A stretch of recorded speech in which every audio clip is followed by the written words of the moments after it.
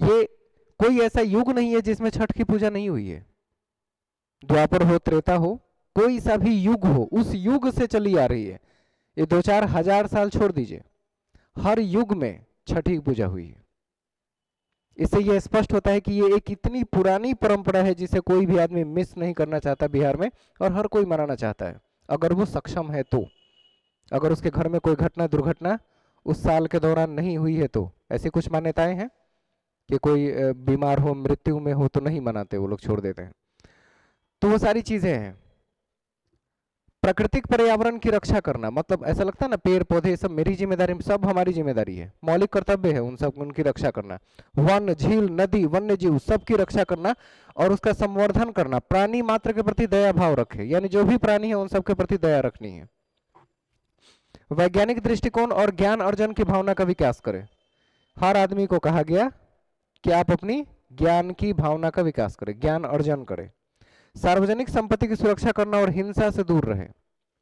गांधी जी के देश में है तो हिंसा नहीं चाहिए। व्यक्तिगत और सामूहिक गतिविधियों के सभी क्षेत्रों में उत्कर्ष की ओर आगे बढ़ने का सतत प्रयास करें, हमेशा बेहतर बनाने का। 6 वर्ष की आयु से 14 वर्ष की आयु तक के बच्चों के माता पिता के संरक्षक उन्हें शिक्षा का अवसर देंगे। ये 51 क्लॉज 11 में है, जो सबसे बाद में जोड़ा गया है। 11वां बाद में आया जो शिक्षा से जुड़ा हुआ है, पहले नहीं था। ये 86वां संविधान संशोधन 2002 हुआ, तब उसमें कहा गया कि जो गार्जियन है ये उनकी जिम्मेदारी है कि अपने बच्चों को स्कूल तक पहुंचाए। जो बच्चे किस एज ग्रुप के हैं, 6 से 14 साल, उनको स्कूल पहुंचाना उनकी जिम्मेदारी है, कर्तव्य है। अब बच्चों को पढ़ना उनका अधिकार में आता है। तो शिक्षा से रिलेटेड कुछ आर्टिकल्स हैं, आगे जानेंगे। अब देखिए कर्तव्यों के कुछ कुछ क्वेश्चन है छोटे छोटे। भारतीय संविधान में मूल कर्तव्य शामिल करने का विचार किस देश से लिया गया? रूस से लिया गया मूल कर्तव्य। कौन सी एक समिति ने नागरिकों के मूल कर्तव्य को 1976 में शामिल किया? स्वर्ण सिंह समिति। ये क्वेश्चन बहुत बार आ चुका है। निम्नलिखित में से किस वर्ष संविधान में मूल कर्तव्यों को स्थापित किया गया? 42वां संविधान संशोधन 1976 में। यहाँ 1976 में 42वां संविधान संशोधन में कितने मूल्य कर्तव्य थे उस समय? 10 थे। 11वां कब आया? 2002 में। ध्यान रखना। भारत के किस संविधान के किस अनुच्छेद में मौलिक कर्तव्य की चर्चा है? 51 क्लॉज 1 से शुरू है, 51 क्लॉज ए। वर्तमान में संविधान में कुल कितने मूल कर्तव्य हैं? 11 हो चुके हैं अब। भारत के संविधान के अनुसार भारतीय नागरिकों में मूल कर्तव्य क्या है? राष्ट्रगान, ध्वज, इस सब की सम्मान करना है, था कि नहीं था? वैज्ञानिक प्रवृत्ति का बच्चों में विकास करना, राष्ट्रीय और सांस्कृतिक विरासत का संरक्षण, सब था, ऑल। ये सब चीज इसमें आते हैं। निम्नलिखित में से कौन सा कर्तव्य भारतीय नागरिकों के कर्तव्यों में शामिल नहीं है? सत्तारूढ़ी राजनीतिक दल का समर्थन करना, उसमें 11 पॉइंट में कहीं नहीं लिखा था कि आप किसी सत्ता का समर्थन कीजिए। पदों की इज्जत करना है, ये लिखा हुआ था, लेकिन किसी सत्ता, किसी पार्टी का समर्थन करेंगे ये आपका कर्तव्य नहीं है, तो चौथा नहीं होगा। संविधान के किस भाग में मूल कर्तव्यों के अध्याय को जोड़ा गया है? भाग 4A में। भाग 4 में नीति निर्देशक तत्व है 36 से 51 तक, और 4A में मौलिक कर्तव्यों को जोड़ा गया। किस संवैधानिक संशोधन अधिनियम द्वारा संविधान के मूल कर्तव्यों को शामिल किया गया? 42वां के अंतर्गत शामिल किया गया था, 1976। 42वें संविधान संशोधन के 10 आचार आदर्शों को किस नाम से जाना जाता है? नीति निर्देशक सिद्धांत कहते हैं उसको। जो 10 पॉइंट बनाए गए वो नीति निर्देशक में से निकाल के अलग कर्तव्य के रूप में बना दिया गया। अब इसी में जानेंगे नीति निर्देशक तत्व क्या कह रहे हैं। इसे संविधान के भाग 4 में अनुच्छेद 36 से 51 के बीच रखा गया है, और इसे आयरलैंड से लिए थे। नीति निर्देशक तत्व कहां से? आयरलैंड कहां है? यूके के जस्ट बगल में है, सटे हुए। इसका उद्देश्य क्या है? लोक कल्याणकारी राज्य की स्थापना करना है, मतलब एक ऐसा राज्य जो सबके कल्याण के लिए काम करे बिना कोई भेदभाव के। राज्य में सामाजिक और आर्थिक लोकतंत्र की स्थापना करना, जिसमें हर आदमी को अधिकार दिए जाते हैं। यानी वहां सरकार आदमी से बनता है, एक एक व्यक्ति से सरकार नहीं बनती, वहां रहने वाले सभी नागरिकों से बनता है। नीति निर्देशक तत्व में और क्या क्या बातें हैं? संविधान सभा के सलाहकार जो थे BN राव, क्वेश्चन ये भी आ चुका है कि मुख्य सलाहकार कौन थे? BN राव थे। उनका कहना था कि संविधान में 2 तरह के मौलिक अधिकार होना चाहिए था, उनका मानना था। एक ऐसा मौलिक अधिकार जिसे हम भारत के नागरिकों को संविधान लागू होने के तुरंत बाद दे सके, और दूसरा ऐसा मौलिक अधिकार जो कुछ समय बाद किया जा सके जब भारत के पास पर्याप्त संसाधन हो, जैसे रोटी कपड़ा मकान। ये आदमी का मूल अधिकार होना चाहिए। हमारे पास संसाधन नहीं है, हर आदमी को दे सकते हैं क्या? नहीं दे सकते, मजबूरी है। दूसरे देशों में क्या है, सरकार की जिम्मेदारी बनती है कि अगर आदमी उस लायक नहीं है, उसके पास रोटी कपड़ा मकान जो बेसिक फैसिलिटी है वो अगर नहीं है, तो गवर्नमेंट उसे प्रोवाइड करवाती है, ये भी उसका अधिकार है। लेकिन इन्होंने कहा कि कुछ ऐसे अधिकार हैं जिसे हमें भारत के नागरिकों को शुरू में ही दे देना चाहिए, और कुछ अधिकार तब देना चाहिए जब हम आर्थिक रूप से मजबूत हो जाए, हमारे पास बहुत पैसे हो जाए तब। VN राव का यह सुझाव था। फिर संविधान सभा में चर्चा हुई और यह परिणाम निकला कि हम इसे दो भागों में बांट देते हैं। किसको? मौलिक अधिकारों को। तो मौलिक अधिकार भाग 3 में आ गया, अनुच्छेद 12 से लेकर 35 तक, और भाग 4 में राज्य के नीति निर्देशक तत्वों को अलग कर दिया गया। ये दोनों अधिकार हैं, लेकिन अब इनको दो नाम से जाना जाता है, एक मूल अधिकार और दूसरे को नीति निर्देशक तत्व कहा जाता है। इन दोनों में फर्क क्या है अब समझिए। इसे यूएसए के संविधान से लिया गया मौलिक अधिकार को, इसे आयरलैंड से लिया गया। इसका वर्णन संविधान के भाग 3 में है, इसका भाग 4 में है। इसे लागू करने के लिए न्यायालय के शरण लेना पड़ता है, इसे लागू करने के लिए न्यायालय जाने की जरूरत नहीं है। यह अधिकार नागरिकों को स्वतः ही प्राप्त हो जाता है, अपने आप, मतलब आप जन्म लिए और आपको अधिकार मिल गया भारत में रहने के साथ, और यह राज्य सरकार के द्वारा लागू करने के बाद ही नागरिकता मिलती है, वो नीति निर्देशक तत्वों में आता है, अपने आप नहीं मिलता। यह व्यक्ति के अधिकार के लिए है और यह समाज की भलाई के लिए है। तो है तो दोनों अधिकार, लेकिन दो पार्ट में बांट दिए गए। कहा गया कि हमारे पास संसाधनों की कमी है, ये सबको दे दीजिए, और ये हम आवश्यकता पड़ने पर हमारे पास संसाधन होंगे तब हम सभी लोगों को देंगे, पहले नहीं दिया जाएगा। अनुच्छेद 36 में क्या है? राज्य की परिभाषा, मतलब भारत की सरकार और संसद तथा राज्यों में प्रत्येक राज्य की सरकार, विधानमंडल, ये सब राज्य क्षेत्र के भीतर या सरकार के नियंत्रण के अधीन सभी स्थानीय और प्राधिकार शामिल है। मतलब स्टेट सेंट्रल गवर्नमेंट के अंतर्गत है, और स्टेट के अंदर आने वाली सारी सामग्री सारे संसाधन स्टेट उस पर अपना कंट्रोल रखती है। 37 में है कि न्यायालय में प्रवर्तनीय नहीं है और वाद योग्य नहीं है, मतलब इसके लिए आप न्यायालय जाके कोई फायदा नहीं है। अनुच्छेद 38, राज्य ऐसी सामाजिक व्यवस्था बनाएगा जिससे नागरिकों को सामाजिक आर्थिक और राजनीतिक न्याय मिले। ये हर राज्य की जिम्मेदारी है, वहां के सरकार की, कि सभी लोगों की भलाई के लिए काम करे। अब देखिए कि इसी अनुच्छेद आर्टिकल 38 के तहत ही बिहार में रिजर्वेशन पॉलिसी को, जो रिजर्वेशन है उसको बढ़ा के कितना % कर दिया गया? बिहार में रिजर्वेशन को बढ़ा के कितना कर दिया गया? पहले कितने थे? 49%। पहले 49% था ना? नहीं, 51।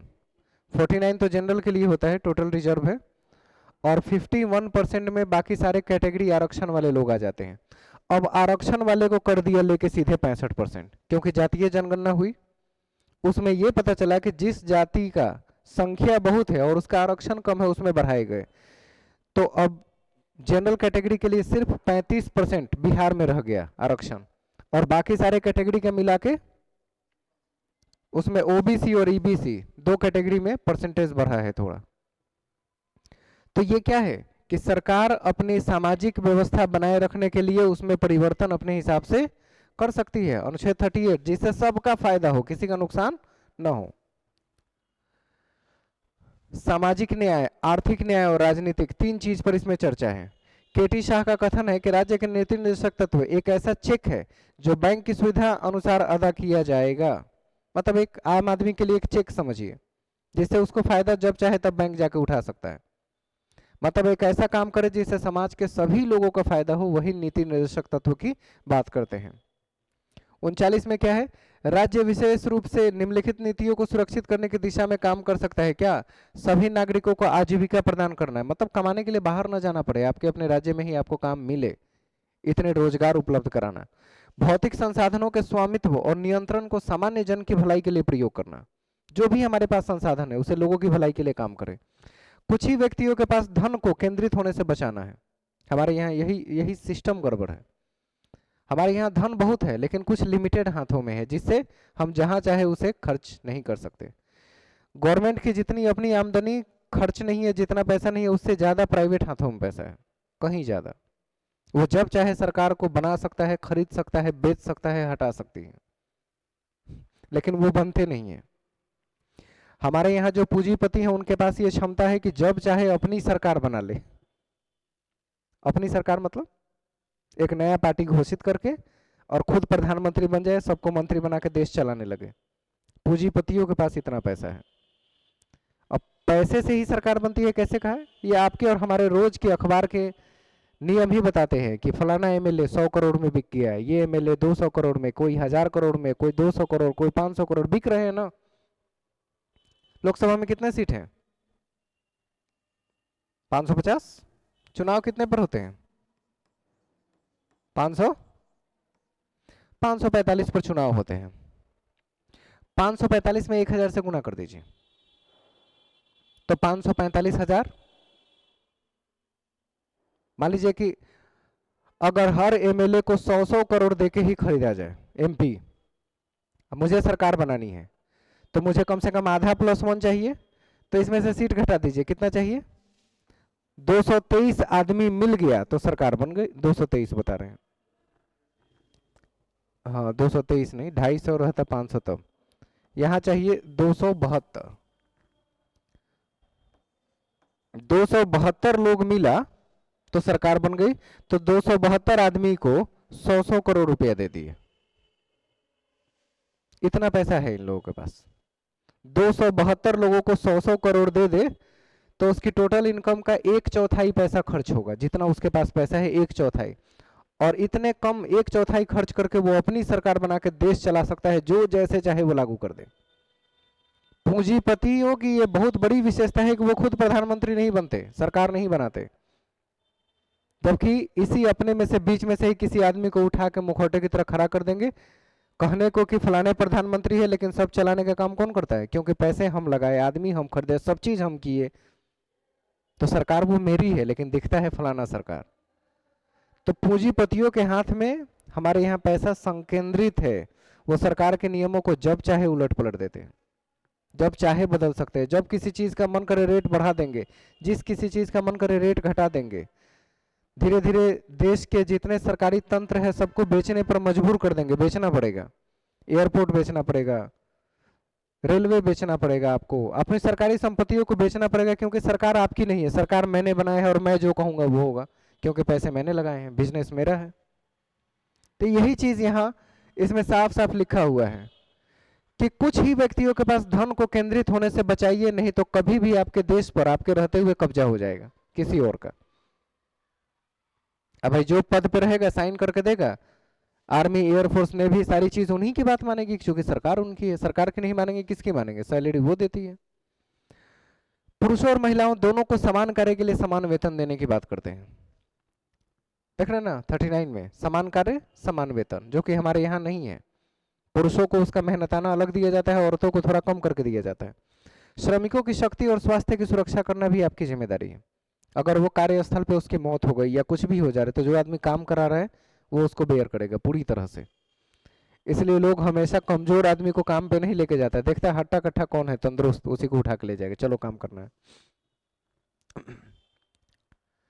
समान न्याय और निःशुल्क विधि की व्यवस्था बनाए रखने के लिए 39 क्लॉज 1 में है कि सबको समान रूप से न्याय मिले, और जो जैसे मेडिकल की फैसिलिटी है, कुछ छोटी मोटी फैसिलिटी जो निःशुल्क है वो सबको प्राप्त होने चाहिए। और 640 में ग्राम पंचायतों का गठन है। किसका? ग्राम पंचायत। ग्राम पंचायत के गठन का सपना देखा था महात्मा गांधी ने। कहा था कि ग्राम पंचायत अगर हो जाए ना, तो लोगों को अपने हर मुद्दे के लिए शहर लेके किसी न्यायालय में आने की आवश्यकता नहीं है। ग्राम पंचायत में पंच यानी 5 लोग मिलकर जो डिसीजन देते हैं वो गांव के बाकी सभी लोग मान लेते हैं। गांधी जी का अपना एक सपना था अपने जमाने में कि इसकी स्थापना होना चाहिए, लेकिन गांधी जी की मौत 1948 में हो चुकी, और तब तक ग्राम पंचायत का कोई गठन की बात सरकारी तौर पे नहीं की गई थी। 1958 में 59 में राजस्थान के नागौर जिले में पंडित जवाहरलाल नेहरू ने पहली ग्राम पंचायत की स्थापना कर दी। कहाँ पे? राजस्थान के नागौर जिले में 1959 स्थापना कर दी, और साफ साफ स्पष्ट कर दिया कि गांधी जी का सपना आज क्या हुआ? साकार हुआ। और तभी से ग्राम पंचायत राजस्थान से शुरू हुआ और पूरे देश में फैल गया। आज के डेट में ग्राम पंचायत कहाँ नहीं है? हर जगह है ना। इसी आर्टिकल के तहत है, आर्टिकल 40। ग्रामीण क्षेत्रों में पंचायती राज व्यवस्था 73वां संविधान संशोधन और शहरी क्षेत्र में नगर पालिका की व्यवस्था 74वां संविधान संशोधन। यानी 73वां में ग्राम पंचायत है और 74वां संशोधन में नगर पालिका, टाउन के नगर पालिका की बात हो रही है। 41 में है कुछ दशाओं में काम, शिक्षा और सरकारी सहायता पाने का अधिकार सबको है। कुछ दशाओं में, ऐसा नहीं कि हमेशा जब आप चाहेंगे तब आपको काम मिलेगा, जरूरी नहीं है। वृद्धा पेंशन, विधवा पेंशन, विकलांगता, ये सब देश सामान्य है तो आपको मिल रहा है। अचानक से वार लागू हो गई, इमरजेंसी आ गई, मिलेगा क्या? सब रोक दिया जाएगा, सारी चीजें व्यवस्थाएं एकदम वहीं रुक जाएंगे। तो कुछ दशाओं में ये चीज काम नहीं करेगी, बाकी रेगुलर काम करेगी। अनुच्छेद 42 न्याय संगत और मानव उचित दशाओं का तथा प्रसूति सहायता का उपबंध, यानी महिलाओं को जो मेडिकल फैसिलिटी मिलनी चाहिए गर्भ के दौरान भी, गर्भ के बाद भी, तो ये सब चीजें उनको जो बेसिक फैसिलिटी है उनको मिलेंगे। गर्भवती महिलाओं द्वारा कठोर शारीरिक श्रम न कराना, जैसे आपके यहाँ कोई महिला काम करने आ रही है, आपको पता है कि वो गर्भवती है, तो आपको नहीं करवाना, उसे बार बार मना करना, तुमसे जितना हो पाए उतना करो, कठोर काम भारी काम मत उठाओ। लोग मना करता भी है, वैसे भी मना करता है, तो ये आपकी जिम्मेदारी बन जाती है। और उसे मैटरनिटी लीव देना जिम्मेदारी है। अगर वो बच्चे को जन्म देने वाली है तो जन्म के कुछ दिन पहले से छुट्टी ले लेती है, अगले 5 महीने 4 महीने तक, ताकि वो अच्छे से स्वस्थ हो सके, तो मातृत्व का लाभ उसे मिलता है। अनुच्छेद 43 निर्वाह योग्य मजदूरी और कुटीर उद्योग को बढ़ावा दीजिए। गांव में छोटे छोटे उद्योग होते हैं ना सामान बनाने में, आजकल देख रहे हैं वो खाना जिसे पत्तल वत्तल खाते हैं, गांव में खूब बन रहे हैं बड़ी तेजी से। छोटा सा उद्योग कारखाना लगा दिया, पत्तल बना रहे हैं, प्लास्टिक का गिलास बना रहे हैं, और शादी विवाह में धड़ल्ले से सेल हो रहा है, अच्छा खासा चल रहा है, तो इसको बढ़ावा देना है। 43 में करे उद्योगों के प्रबंधन में श्रमिकों की भागीदारी सुनिश्चित करे, जिसके लिए राज्य कदम उठाएगा। अगर आप उद्योग लगा रहे हैं तो श्रमिक भी आसपास से ही रखेंगे ना, कि अमेरिका से बुलाएंगे काम करने के लिए, अमेरिका से आदमी बुलाया जाए, नहीं, वहीं लोगों को ट्रेन करेंगे, प्रशिक्षित करेंगे और काम में लगा देंगे। अनुच्छेद 43 भी में है सहकारी समितियों को बढ़ावा दे, जो लोग समूह में रहकर समिति बनाकर किसी चीज के लिए काम करते हैं उसको बढ़ावा देना है। 44 में क्या है, नागरिकों के लिए समान सिविल संहिता, यानी सबके लिए एक समान कोड है, सिविल कोड जिसको कहा जाता है, यूनिफॉर्म सिविल कोड। आदमी चाहे प्रधानमंत्री हो, चाहे भिखारी हो, चाहे कोई सामान्य आदमी हो, चाहे आईएएस अधिकारी हो, नियम कानून सबके लिए बराबर है, सबके लिए एक समान है। 45 में है बच्चों के 6 वर्ष की आयु पूरी करने तक प्रारंभिक बाल अवस्था देखभाल और शिक्षा प्रदान करना भी जिम्मेदारी बन गई है। इसी में आता है कि 6 से 14 वर्ष के सभी बच्चों को फ्री एंड कंपलसरी एजुकेशन, निःशुल्क और अनिवार्य शिक्षा देना जिम्मेदारी बन जाती है। और ये आर्टिकल 45 में कब जोड़ा गया? 86वां संविधान संशोधन 2002। जहां भी शिक्षा की बात आई समझ जाइएगा 86वां संविधान संशोधन है 2002 में हुआ। शिक्षा का संबंध इसी में है, सिर्फ 86वां से। 86 अमेंडमेंट 2002। प्रावधान किया गया कि अनुच्छेद 21 क्लॉज 1 के अंतर्गत संविधान में जोड़ा गया 0 से 6 साल तक बच्चों को हेल्थ का, यानी कि प्री प्राइमरी एजुकेशन जिसको कहा जाता है, आंगनबाड़ी बच्चों को देखभाल के लिए रखते हैं ना, वही 0 से 6 साल के बीच के बच्चों का हो गया। और 6 से 14 वर्ष के बच्चों को फ्री और कंपलसरी एजुकेशन देना है, निःशुल्क और अनिवार्य शिक्षा। अनुच्छेद 46 में क्या है, जो एससी और एसटी समुदाय के लोग आते हैं, कमजोर वर्ग में विशेषकर कौन? अनुसूचित जाति और जनजाति, इसे कहा जाता है एससी और एसटी के लिए उनके कमजोर वर्गों की शिक्षा और आर्थिक हितों को बढ़ावा देना है। मतलब एससी और एसटी के लिए विशेष उपबंध है यहाँ पे कि इनको आगे बढ़ाना है, उनकी शिक्षा में आगे बढ़ाना है, रिजर्वेशन देनी है। अनुच्छेद 46 में। 47 में है लोगों के जीवन स्तर में सुधार, पोषाहार में बढ़ावा, यानी हर आदमी के स्तर में जो परिवर्तन आ रहा है समय समय पर, उस स्तर को भी देखना है। नशीली दवाओं पर प्रतिबंध लगा देना है, दारू वगैरह पे लगा दीजिए, जैसे बिहार में लगा हुआ है, दारू पे प्रतिबंध है, छोटे बच्चे बचपन से नशा नहीं करेंगे। एक लिखा हुआ है उम्र की दवा, अगर कोई आदमी सिगरेट वगैरह बेच रहा है तो बच्चे को देखेगा ज्यादा कम उम्र है नहीं बेचेगा वो, लेकिन हमारे यहाँ ऐसा नहीं होता, उसको पैसे से मतलब है, किसी को भी दे दिए। आजकल वो टायर चिपकाने वाला इतना सुलेशन जैसा होता है, उसको ले लेकर सूंघ सूंघ के चीजों में मिला मिला के खा रहे हैं, बहुत नशीली चीज है वो। एक बच्चे को मैंने देखा स्टेशन पे, बहुत दिन बाद मैं स्टेशन गया हुआ था, कितना मुश्किल 1 महीना भी नहीं हो रहा होगा, मैं जा रहा था तो देखा एक छोटा सा बच्चा था, 10-11 साल का होगा, एक हाथ में पूरी एक हाथ में सब्जी लिए आया, पता है, खरीद के लेके आया खाने के लिए, उसके साथ 2 और उसी उम्र के बच्चे थे, आया लेके बैठा, हमको लगा भाई बड़ी सुधर गए हैं बच्चे, तो बड़ी आराम से खा पी रहे हैं मिलजुल के एक दूसरे के साथ। उसके बाद जैसे वो खाना लेके बैठा, तीनों अपने अपने खाना लेके बैठे वहां एक साथ खाने के लिए, उसके बाद पॉकेट में से निकाल रहा है इतना बड़ा सा एक ट्यूब, छोड़ा, इतना ही साइज का था, पतला सा, कलम से थोड़ा और मोटा होगा, इसके डबल के बराबर। उस सोल्यूशन को थोड़ा सा अपने में, थोड़ा सा उसमें, सब में थोड़ा थोड़ा गिराया, जिसको मतलब पंचर होने के बाद चिपकाते हैं वैसा, देखे हैं ना, साइकिल पंचर हो तो थोड़ा सा डाल के और उसको ऐसे करके चिपकाते हैं उस पर कि पंचर का हवा ना नहीं, उसी चीज को वो डाल रहा था, सोल्यूशन उसका नाम है। डाला, उसको उंगली से घोल दिया, उसी को मिला के खा रहा है। उसके बाद मतलब होता ना आंख लाल हो जाना, अजीब सा दिखने लगा थोड़ी देर में, इतने बुरे हाल। नशीले पदार्थों पर प्रतिबंध तो लगा रहे हैं, लेकिन इतनी ज्यादा हमारे पास जनसंख्या है कि हम उनको सुविधाएं नहीं दे पा रहे। हमारे यहाँ उतने पुलिस वाले नहीं है जो नियम कानूनों को सख्ती के साथ लोगों पर लागू करा सके, उतने संख्या भी नहीं है।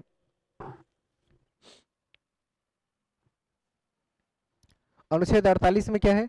राज्य कृषि और पशुपालन को वैज्ञानिक तरीके से बढ़ावा दे। हमारे यहाँ कृषि करना मतलब सबसे घटिया काम माना जाता है। इस सोच से इंसानों को बाहर निकालना बहुत जरूरी है। मैं ऐसे कितने आईआईटियन और पीएचडी होल्डर्स को अपने काम के बाद खेती करते हुए देखा है, वो भी अपने शौक से एक्सपेरिमेंट करते हुए कि मैं अपनी खेती में किस नए तरीके से फसल को अलग अलग तरीके से उगा सकता हूँ। आप पढ़ के चले जाइए गांव में खेती करने, लोग जीने नहीं देगा, इतने ताने मारेंगे कि लगेगा इससे अच्छा है बाहर जाकर कचरा साफ करेंगे, मजदूरी करेंगे, लेकिन अपने खेत में काम नहीं करेंगे। कम से कम कोई देखेगा तो नहीं क्या कर रहे हैं। आधा से ज्यादा लोग दूसरों की वजह से अपने घर में काम ना करके दूसरे के यहाँ घर में जाके काम करते हैं, अपने घर में नहीं। मतलब हम तो मना करते हैं कि दूसरों की सुनो ही मत, कोई ऐसा समझा रहा है उसको होता है ना डंडा लेके दौड़ा के मारना कि दोबारा दिखाई ना दे। मतलब मुझे क्या करना है ये तुम डिसाइड करने वाले कौन होते हो कि मुझे पढ़ लेना है तो पढ़ के क्या करना है, नहीं करना है।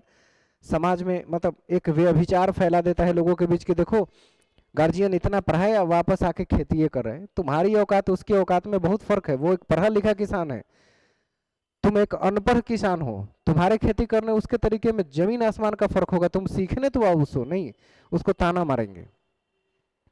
तो ये जो कृषि और पशुपालन को बढ़ावा देने की बात करी, इसमें पढ़े लिखे लोगों का बहुत जरूरी है, जो टेक्नोलॉजी से जुड़ के काम कर सके, जो अपना वेबसाइट डेवलप कर सके कि इंडिया से कहीं से भी उसको ऑर्डर प्राप्त होने लगे। नहीं तो लोगों के कितने फसल सामान बर्बाद होते हैं सिर्फ इसलिए कि खरीदने वाला कोई नहीं मिला। और क्यों नहीं मिला? क्योंकि हम पढ़े लिखे नहीं थे, हम डिजिटल प्लेटफॉर्म पे नहीं आ सके, हमारे लाखों के सामान खेतों में बर्बाद हो गए। एक पढ़े लिखे किसान की ये फितरत होती है कि वो सामान उगाए, सामान से पहले ही उनके प्रोडक्शन के लिए इमेज वगैरह रेगुलर शेयर करते रहना, ताकि कोई भी बड़ी कंपनी देखे तो कहे उसका फसल बड़ी अच्छा दिख रहा है। एक काम करो, इस बार बिग बास्केट के साथ उसके साथ संपर्क बनाओ, उसके सारे फसल बिग बास्केट खरीदेगी, लोगों तक पहुंचाएगी बेच के। एक कंपनी के साथ टाई अप हो गया, जो उगा रहे ले गई, उगाए ले गई। आम आम किसान को तो ये फैसिलिटी कभी नहीं मिलती है। पढ़ा लिखा होना बहुत जरूरी है, फील्ड चाहे कोई भी हो। तो वही चीज है कि आप राज्य कृषि और पशुपालन में वैज्ञानिक तरीके से उसको बढ़ावा देने के काम में है। अगर आदमी को जॉब नहीं मिला तो इसका यह मतलब नहीं कि अब जिंदगी खत्म हो गई। घर जाएंगे, अपने घर के काम को संभालेंगे। बहुत पैसा है खेती में, अगर तरीके से किया जाए तो बहुत पैसा। हम दो चार पांच फसलों का नाम जानते हैं, बचपन से वही खेती करते हैं, ये हमारी गलतफहमी है। खेती तो ऐसी ऐसी चीजों की होती है जिसमें लाखों करोड़ों की आमदनी है। आप आसपास के सारे खेत हायर कर लीजिए और पता चले कि पूरे अपने गांव में आप अकेले खेती कर रहे हैं, सबको पैसा पे करते हैं, तुम अपना खेत दे दो, जाओ घर बैठो, हम करा लेंगे। ये होता है साइंटिफिक तरीके से एग्रीकल्चर करना। तो कोई समझना ही नहीं चाहता। हम बार बार कहते हैं कि नौकरी कितने परसेंट लोगों को सरकारी नौकरी इंडिया में मिलती है? केवल 2% आदमी को सरकारी नौकरी मिलती है। इतना ही सीट है भी, उसमें से भी खाली है। पूरे इंडिया में जितनी आबादी है उसका केवल 2% लोग सरकारी नौकरी करता है, केवल 2%। तो बाकी 98% क्या करते हैं? सेल्फ एम्प्लॉयमेंट, अपना रोजगार खुद ढूंढते हैं, खुद करते हैं, वो किसी पर डिपेंड नहीं रहते। सरकार के पास भी तो लिमिटेड जॉब है, ऐसा थोड़ी है कि जितने भी नौजवान है सबको जॉब दे दे, ऐसा तो नहीं होता। इस 98% लोगों में कितने परसेंट लोग देश छोड़कर बाहर भी चले जाते हैं काम के लिए?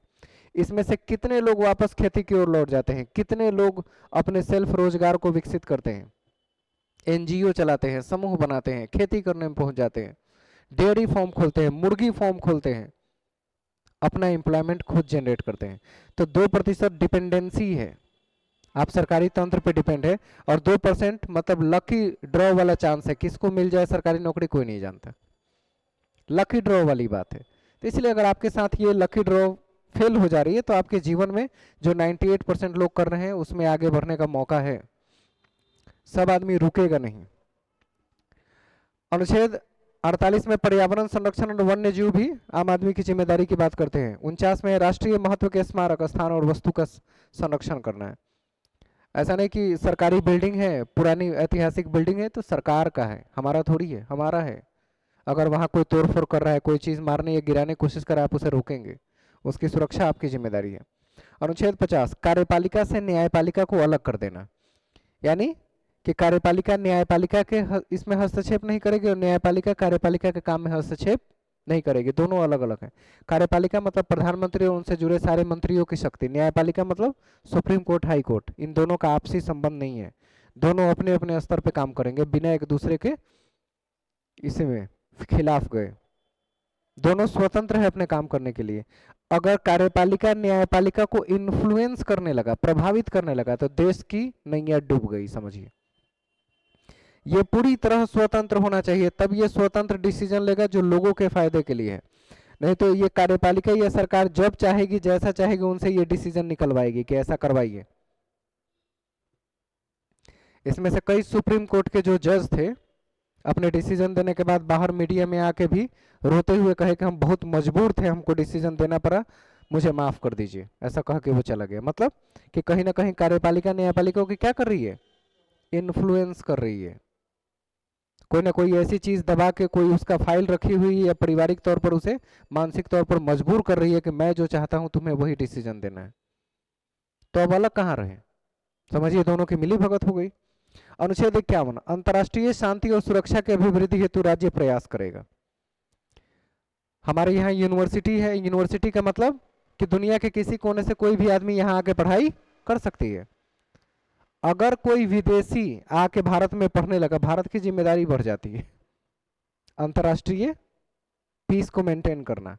अब अगर दो आदमी भी यहाँ बांग्लादेश से, वियतनाम से, चाइना से आके पटना यूनिवर्सिटी में एडमिशन ले ले, उस दो आदमी के लिए दो सिक्योरिटी 24 घंटा, वो जहाँ रहेगा, जहाँ से निकल के इस कॉलेज जाएगा, कॉलेज से निकल के घर आएगा, क्योंकि उनको किसी ने पीट पाट दिया तो मुद्दा सीधे क्या बन जाएगा, इंटरनेशनल।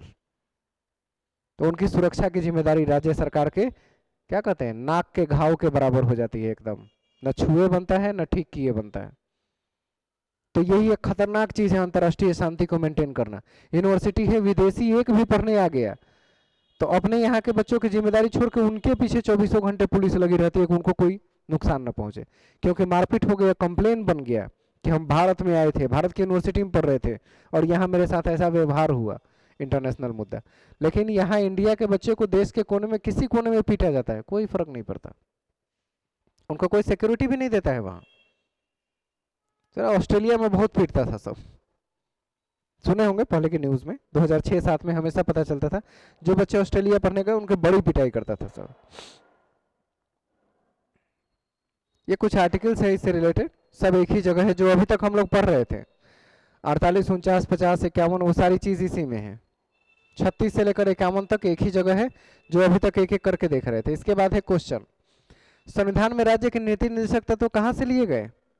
आयरलैंड कहाँ है? यूके के बगल में है, ब्रिटेन के बगल में। भारतीय संविधान के किस अनुच्छेद में नीति निर्देशक तत्वों का उल्लेख है? 36 से लेकर 51 तक। नीति निर्देशक तत्वों को शामिल करने के पीछे क्या उद्देश्य था? सामाजिक और आर्थिक लोकतंत्र स्थापना करना, जिसमें हर आदमी को कुछ अधिकार दिए जाए। इसके बाद है नीति निर्देशक सिद्धांत क्या है जिसके लिए कोर्ट में आप नहीं जा सकते। आप मौलिक अधिकार के लिए कोर्ट जा सकते हैं, लेकिन नीति निर्देशक तत्वों के लिए कोर्ट नहीं जा सकते, यानी वाद विवाद के योग्य नहीं है। वाद कहाँ करते हैं? कोर्ट में ही ना, तो वाद के योग्य नहीं है नीति निर्देशक सिद्धांत। निम्नलिखित में से किसके नीति निर्देशक सिद्धांतों को बैंक की सुविधा के अनुसार देने की बात कही थी? किसने? केटी शाह ने, कि एक चेक के समान है जो वक्त पड़ने पर, मुसीबत पड़ने पर आप उसे कैश करा सकते हैं। राज्य के नीति निर्देशक सिद्धांतों में किस अनुच्छेद का संबंध अंतर्राष्ट्रीय शांति और सुरक्षा से है? 51 में है, अंतर्राष्ट्रीय सुरक्षा, जिसके बारे में अभी चर्चा कर रहे थे कि यूनिवर्सिटी में एडमिशन कोई ले ले जिम्मेदारी बढ़ जाती है। संविधान के किस अनुच्छेद में न्यायपालिका का कार्यपालिका से पृथक्करण है? अनुच्छेद 50 में न्यायपालिका अलग और कार्यपालिका अलग। समान कार्य के लिए समान वेतन संविधान में सुनिश्चित किया गया, यह क्या है? अधिकार है कि कर्तव्य है कि आर्थिक अधिकार है कि नीति निर्देशक तत्व है? 36 से 51 के बीच है 39, तो 39 में ही कहा गया है समान कार्य समान वेतन, इसलिए यह नीति निर्देशक तत्वों का अंग है। भारतीय संविधान के किस अनुच्छेद में, कौन सा अनुच्छेद राज्य सरकारों को ग्राम पंचायत संगठित करने का निर्देश देता है? ग्राम पंचायत की चर्चा 40 में है। इसमें से कौन से राज्य नीति निर्देशक सिद्धांतों में शामिल नहीं है? सूचना का अधिकार नीति निर्देशक में, RTI राइट टू इंफॉर्मेशन वो राइट है, नीति निर्देशक तत्व नहीं है। भारतीय नागरिकों के लिए एक समान सिविल कोड प्राप्त करने के लिए एक बात कही गई किसमें? आर्टिकल 44 में यूनिफॉर्म सिविल कोड की बात कही गई है। और अंत में भारतीय संविधान का कौन सा अंग समाजवादी व्यवस्था स्थापित करने की प्रेरणा देता है? सामाजिक और आर्थिक रूप से उसे स्पष्ट करने के लिए जिम्मेदारी बनाती है नीति निर्देशक तत्व। तो ये हुआ दो महत्वपूर्ण सेक्शन। और है इसमें, कहाँ है? अच्छा, बैक करना पड़ेगा। सुप्रीम कोर्ट भी है, बढ़िया है। पानी है?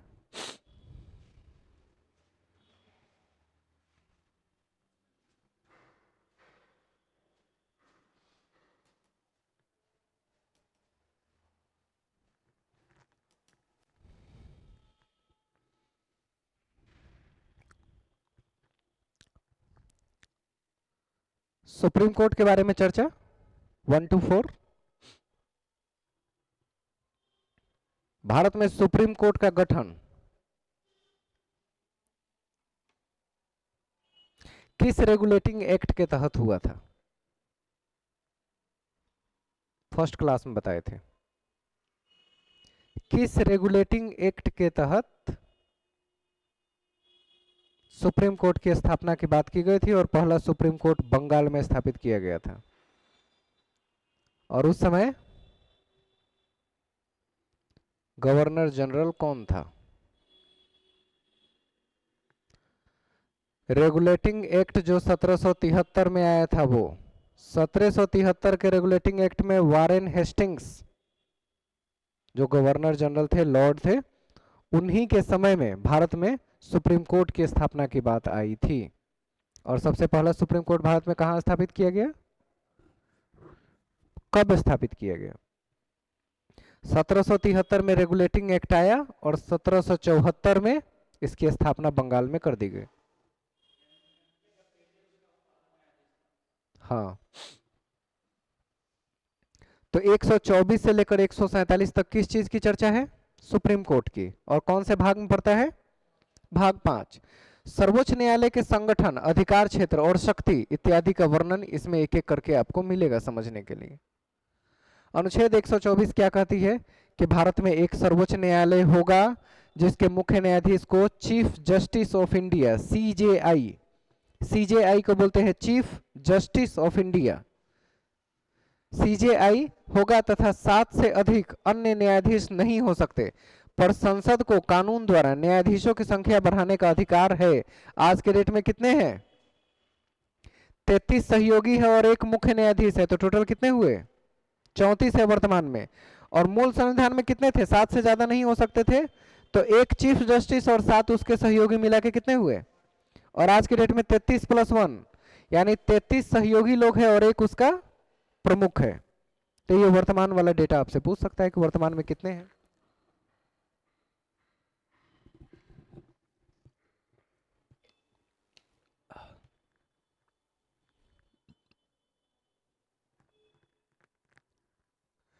वर्तमान में भारत के 48वें मुख्य न्यायाधीश कौन है? ये बदल गए कि है अभी? DY चंद्रचूड़ आ गए 49वें।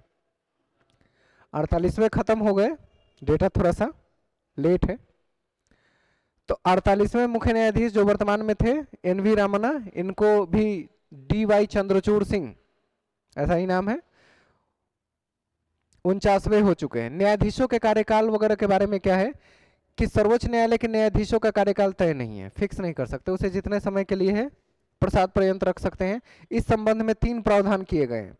65 वर्ष की आयु तक पद पर रह सकते हैं, या उसके मामले में किसी प्रश्न के उठने पर संसद द्वारा स्थापित संस्था इसका निर्धारण करेगी।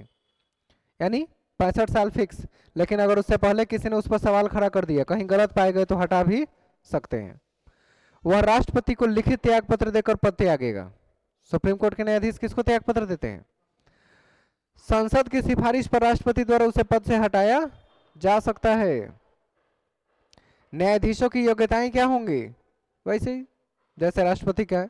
भारत का नागरिक हो, हाई कोर्ट में कम से कम 5 साल काम कर चुका हो या न्यायाधीश रहा हो, किसी हाई कोर्ट में 10 वर्षों से वकालत कर चुका हो, न्यायाधीश हो तो 5 साल का अनुभव और वकील हो तो 10 साल का अनुभव, राष्ट्रपति की नजर में कानून का अच्छा जानकार हो, मतलब बात बात पे सरकार को वो राय देता हो, अच्छा जानकार माना जाए, तब उसको उस पद के लिए चुन सकते हैं। नियुक्ति कौन करता है? न्यायाधीशों की नियुक्ति राष्ट्रपति के द्वारा की जाती है। 1950 से 1993 तक राष्ट्रपति के द्वारा मंत्रिपरिषद के सलाह पर नियुक्ति होती थी, लेकिन 1993 से अब तक राष्ट्रपति के द्वारा कॉलेजियम के सलाहकार पर होता है। कॉलेजियम मतलब उनके द्वारा बनाया गया एक समूह, मंत्रिपरिषद अब शामिल नहीं है। 1993 तक मंत्रिपरिषद शामिल होते थे, 1993 के बाद कॉलेजियम मतलब राष्ट्रपति के द्वारा बनाया गया अपना एक समूह होता है, वही केंद्रीय मंत्रिमंडल समूह ही उसमें होती है। तो कॉलेजियम में कौन कौन होगा? एक प्रमुख और 4 न्यायाधीश, 5 आदमी मिलकर कॉलेजियम बनाते हैं और वही कॉलेजियम के द्वारा बाकी न्यायाधीशों की नियुक्ति की बात करते हैं। मुख्य न्यायाधीश की नियुक्ति का उल्लेख संविधान में नहीं है कि कैसे होगा, जैसे चीफ जस्टिस ऑफ इंडिया के लिए नहीं है।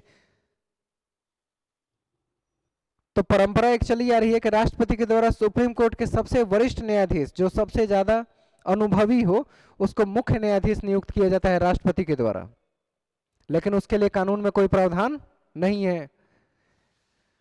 परंपरा का उल्लंघन कब कब हुआ है ध्यान दीजिएगा। अजीत नाथ रे 1973 और हमीदुल्लाह बेग 1977, ये 2 आदमी ऐसे रहे जिनके अपने कार्यकाल वक्त से पहले ही पूरा हो चुका था, फिर भी उनको चुन के लाया गया था। सबसे लंबे समय तक चीफ जस्टिस ऑफ इंडिया कौन रहे? अभी वाई.वी. चंद्रचूड़ अभी भी हैं। और सबसे कम समय तक कौन रहे? कमल नारायण सिंह, मात्र 17 दिन तक बने रहे बस। ये 2 आदमी परंपरा के उल्लंघन से आए क्योंकि दोनों आदमी वरिष्ठ नहीं थे, नौजवान लोगों को बना दिया गया, क्योंकि इसके लिए कोई कानून तो है नहीं कि किसको बनाना है नहीं बनाना है। राष्ट्रपति अपनी समझ से जिसको चाहे बना सकती है। तो ये है कि पहले वरिष्ठ उम्मीदवार चुने जाते थे। ये 2 ऐसे लोग हैं जिनके लिए वरिष्ठता नहीं देखे गए, कानून का उल्लंघन करके भी इनको बना दिया गया। न्यायाधीशों को हटाने की प्रक्रिया क्या है? तो वही है जो राष्ट्रपति का है। कदाचार में पाई गई या अक्षमता पाई गई, इस आरोप में उन्हें पद से हटा देने का प्रस्ताव लाया गया था। प्रस्ताव किसी भी सदन में लाया जा सकता है उनको हटाने का। लोकसभा में लाए जाने पर कम से कम 100 दिन और राज्यसभा में लाए जाने पर कम से कम 50 सदस्यों का समर्थन होना चाहिए। 100 आदमी समर्थन करेगा तो लोकसभा में पास, और 50 आदमी समर्थन कर दिया तो राज्यसभा में पास, फिर आदमी को पद से हटाया जा सकता है। संबंधित सदन के अध्यक्ष द्वारा आरोपों की जांच की जाती है। कोई भी आदमी आरोप लगाएगा तो जांच उसकी होगी। फिर संसद में चर्चा होती है। चर्चा होने के बाद कम से कम 14 दिन पहले न्यायाधीश को सूचित किया जाता है। जैसे राष्ट्रपति को लिखित सूचना दी जाती है ना पद से हटाने के लिए, वैसे यहाँ भी है। दोनों सदनों के यदि 2/3 बहुमत मिल गया तभी राष्ट्रपति के हस्ताक्षर से हम उसे पद से हटा सकते हैं। और हटाने की प्रक्रिया को किस नाम से जाना जाता है? महाभियोग, इम्पीचमेंट। अभी तक सर्वोच्च न्यायालय के किसी भी न्यायाधीश पर महाभियोग लगाकर हटाया नहीं गया है, न किसी राष्ट्रपति को, न सुप्रीम कोर्ट के न्यायाधीश को, किसी को भी आज तक महाभियोग लगा के नहीं हटाया गया। लेकिन भारत का एक पड़ोसी राज्य ऐसा है जिस पर वहां के सुप्रीम कोर्ट के मुख्य न्यायाधीश पर महाभियोग लगा के हटा दिया गया। कहां? श्रीलंका के मुख्य न्यायाधीश को 2009 में महाभियोग लगाकर उनको उसके पद से हटा दिया गया। लेडी थी, कोई औरत थी जिनको पद से हटाया गया। वी रामास्वामी सुप्रीम कोर्ट के एकमात्र न्यायाधीश है जिन्हें हटाने के लिए लोकसभा में प्रस्ताव लाया गया था, मगर प्रस्ताव पारित नहीं हो सका। तो कोई फायदा ही नहीं, तब हटाएंगे क्यों? 100 आदमी चाहिए, 100 आदमी ने नहीं किया वहां से लोकसभा से। दीपक कुमार मिश्रा, नहीं दीपक मिश्रा सुप्रीम कोर्ट के एकमात्र न्यायाधीश हैं जिन्हें हटाने के लिए प्रस्ताव राज्यसभा में लाया गया और सभापति ने उसे खारिज कर दिया, कहा बकवास है, सारे इल्जाम बेबुनियाद। तो प्रस्ताव लाए तो गए लेकिन उसका कोई फायदा नहीं हुआ।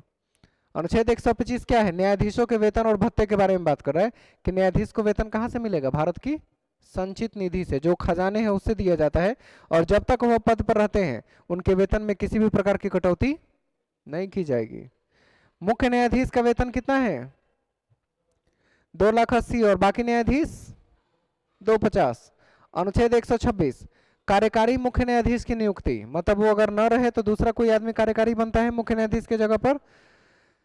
तो न्यायाधीश का पद रिक्त होने पर राष्ट्रपति सर्वोच्च न्यायालय के किसी भी न्यायाधीश को कार्यवाहक न्यायाधीश नियुक्त कर सकती है, अगर ना रहे तब, उसे एडहॉक कहा गया। अनुच्छेद 127 तदर्थ न्यायाधीश की नियुक्ति, एडहॉक जजेस। गणपूर्ति नहीं होने की स्थिति में भारत का मुख्य न्यायाधीश एक अस्थायी अवधि के लिए सर्वोच्च न्यायालय के तदर्थ न्यायाधीश के रूप में काम कर सकती है, और उसकी नियुक्ति कौन करेगा? नियुक्ति कौन करेगा उसका? राष्ट्रपति ही करता है और कोई नहीं करेगा। उनके अपने लोगों से परामर्श लेकर, अपने कॉलेजियम से परामर्श लेकर ही वो किसी भी आदमी को नियुक्त कर सकता है एक अस्थायी समय के लिए, उसे एडहॉक का नाम दिया गया। अनुच्छेद 128 सेवानिवृत्त न्यायाधीश, मतलब आप पद से सेवानिवृत्त हो चुके हैं लेकिन जब आपकी जरूरत पड़ेगी हम बुलाएंगे, यही है सेवानिवृत्त। गणपूर्ति नहीं होने पर चीफ जस्टिस ऑफ इंडिया राष्ट्रपति के सलाह पर सेवानिवृत्त न्यायाधीशों को सुप्रीम कोर्ट में नियुक्त कर सकते हैं, ताकि देश के साथ साथ राज्यों में भी विधि व्यवस्था बनी रहे। 129 क्या कहती है?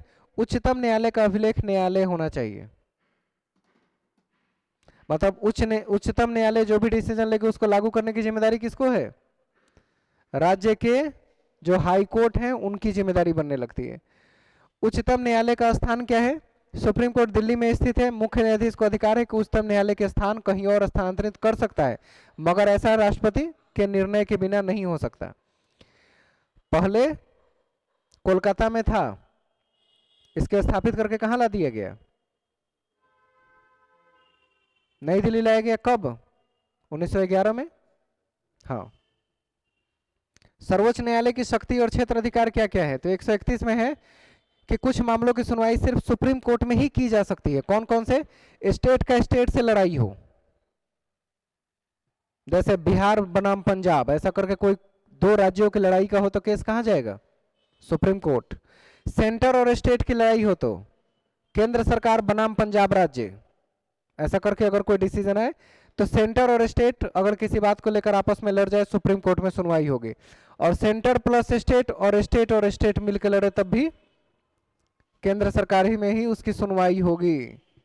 अपीलीय अधिकार क्या आते हैं? 132 के अंतर्गत है कि देश का सबसे बड़ा अपीलीय न्यायालय सर्वोच्च न्यायालय को ही माना जाता है, क्योंकि अगर राज्य में आपको न्याय नहीं मिला तो आप अपील कहां कर सकते हैं? सुप्रीम कोर्ट में कर सकते हैं। और निर्णय के विरुद्ध अपील सुनने का अधिकार क्या क्या है? संवैधानिक मामलों में अपील कर सकते हैं, दीवानी मामले में और फौजदारी मामले में। दीवानी और फौजदारी क्या होती है? दीवानी, हाँ, मतलब ऐसी चीज है जिसमें खून खराबा ना हो, लड़ाइया हो और खून खराबा उसमें नहीं हुआ हो, वो सब दीवानी मामले हैं। जायदाद की लड़ाई, भाई का आपस में लड़ाई, मतभेद किसी बात को लेकर, पंचायती लड़ाई, ये सब दीवानी मामलों में आ जाते हैं। और यहाँ मार के सर फोड़ दिया, उंगली तोड़ दिया, हाथ तोड़ दिया, हड्डी तोड़ दी, सब फौजदारी। फौज माने मारपीट वाली स्थिति, फौज गोली चलाना, खून खराबा, ऐसे याद रखिएगा, फौजदारी मुकाबले में वो आ जाते हैं। पुनर्विचार संबंधी क्षेत्राधिकार में आते हैं बाकी सब 137 के, कि सर्वोच्च न्यायालय को अधिकार प्राप्त है कि वह समय द्वारा दिए गए आदेश या निर्णय पर विचार करे, यदि उचित समझे तो उसमें परिवर्तन भी कर सकता है। एक टाइम दिया, काम करने को नहीं हुआ तो उसमें परिवर्तन करके दोबारा दे सकता है। और क्या क्या है? रीट जारी करने का अधिकार। अनुच्छेद 139 के अनुसार संसदीय सुप्रीम कोर्ट के मौलिक अधिकारों के अलावा अन्य मामलों में भी रीट जारी कर सकता है। किस किस किस चीज के अलावा? मौलिक अधिकार में पहले रीट जारी करने का अधिकार था, अब उसके अलावा भी दूसरे क्षेत्रों में भी हम रीट जारी कर सकते हैं। सलाहकार क्या है? 43 में 143 में कि राष्ट्रपति संवैधानिक मामलों में सर्वोच्च न्यायालय से परामर्श ले सकते हैं। और उस पर सलाह को मानना या ना मानना राष्ट्रपति पर निर्भर करेगा। हमारा काम है आपसे पूछना, मुझे सही लगेगा तो उस मामले को आगे बढ़ाएंगे, सही नहीं लगेगा छोड़ देंगे। भारत के किस मुख्य न्यायाधीश ने राष्ट्रपति के रूप में भी काम किया है? कार्यवाहक राष्ट्रपति थे वो, सबसे लंबे समय तक भी रहे, लगभग 5 महीना कुछ दिन, उतना लंबे समय तक पद नहीं खाली रहता है राष्ट्रपति का, 6 महीना मैक्सिमम है ना। तो मतलब यही है कि सबसे लंबे समय तक आज तक वही कार्यवाहक रहे हैं। उसके पहले तो 2 महीने में 1 महीने में भी चुनाव हो गए। सबसे लंबे समय तक कार्यवाहक बने रहे कौन? मोहम्मद हिदायतुल्लाह। वो सुप्रीम कोर्ट के जज भी रहे और राष्ट्रपति पद के कार्यवाहक के रूप में भी काम किए हुए हैं। सुप्रीम कोर्ट की सबसे पहली महिला न्यायाधीश कौन थी? फातिमा बीबी।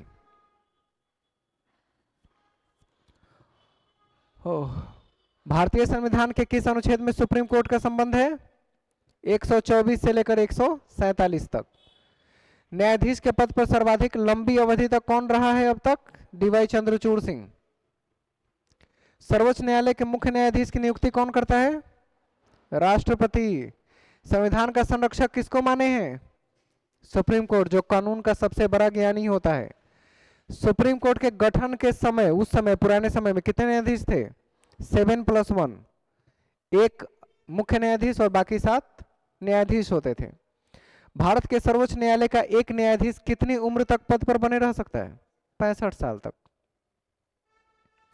उच्चतम न्यायालय के न्यायाधीशों की संख्या में वृद्धि करने की शक्ति किसके पास है? संसद के पास। उसमें वृद्धि कर सकते हैं और वृद्धि किया भी है। अब कितने हैं? 33+1,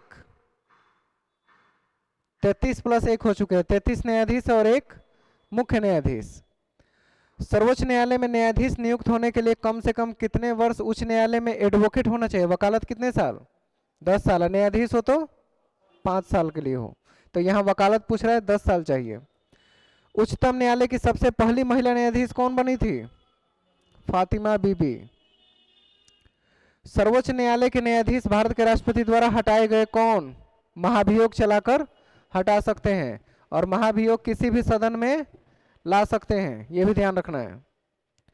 सुप्रीम कोर्ट के न्यायाधीशों को अगर उसके पद से हटाना हो तो लोकसभा में कितने सदस्य होने चाहिए? राज्यसभा हो तो 50 आदमी चाहिए। ठीक है। किसके फैसले के बाद भारत के बाकी सभी न्यायालयों को मानने होते हैं? सुप्रीम कोर्ट ने जो फैसला दिया उसे सभी राज्यों को मानना पड़ता है। जैसे बीएड को बाहर कर दिया, सुप्रीम कोर्ट ने ही बाहर किया ना, राज्य को मानना पड़ गया। अब बिहार सरकार क्या कर रही है? हाथ जोड़ ली है कि भाई अब तो हम कुछ नहीं कर सकते, सुप्रीम कोर्ट का निर्देश है। कहानी खत्म। तो 3 महत्वपूर्ण बिंदु डिस्कस हो गए।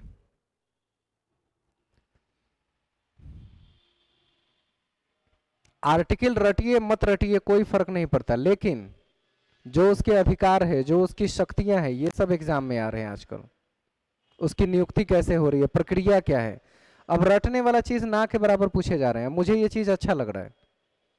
हर एग्जाम में कुछ समय के बाद परिवर्तन होना चाहिए और वो बीपीएससी ने परिवर्तन किया है। अब